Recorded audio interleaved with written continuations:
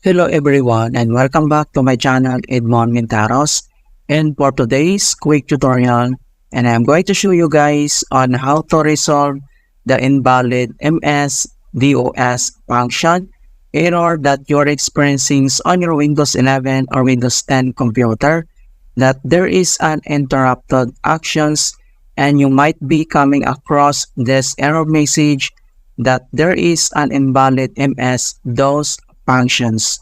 Kung paano ba natin ito i-fix, and without further ado, and let's go ahead. So all you have to do is to open up on the search menu, and then dito sa search app ay kailangan mo nang i-type dito yung registry editor, and then kailangan mo nang mag-right click, and then select mo lang dito yung run as administrator if you're CBOS or account control, and then click mo lang dito yung yes.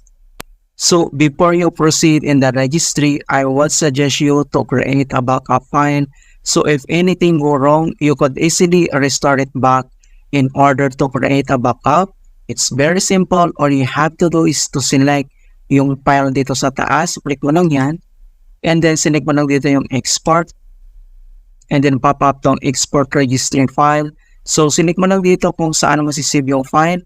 And then dito naman sa pag-create ng file name, so I would suggest and recommend to create file name, kailangan ilagyan ito ng date. Okay, so once nalagay mo na yung file name with date, click mo lang dito yung save. Alright, so if you want to need that to import it back, so it's very simple, same procedure. So click mo lang dito yung file dito sa taas, and then select mo lang dito yung import, and then pop up tong import registry file. So, ang next step ay kailangan mo nang i-locate dito kung saan mo sinave yung file, and then click mo na dito yung open. Alright, so proceed na tayo. So, ang next step ay kailangan mo nang i-select dito yung HK local machine. So, kailangan mo mag-double click dito. And then dito sa local machine, so ang next step ay kailangan mo nang i-select dito yung software. So, dito kailangan mo ulit mag-double click. And then dito sa software, ang next step ay kailangan lang i-locate yung policy. And then, ito siya.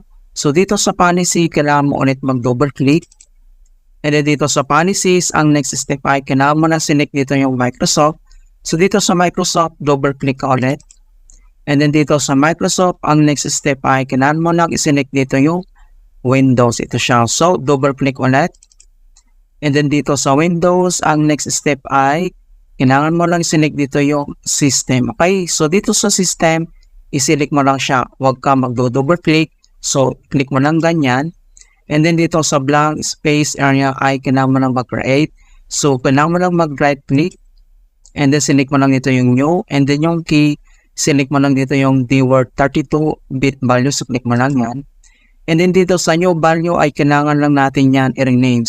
So ilalagay ko sa description box yung file name na ilalagay natin yan. So ito yung i-copy natin to, copy file buffer synchronous view. Okay, and then copy lang natin yan, and then next step ay kailangan lang natin dito i-rename, so paste natin, and so ito yung ilalagay natin, copy file buffer synchronous view. So ito mga kaibigan is I, hindi po yan ls, so show, so I.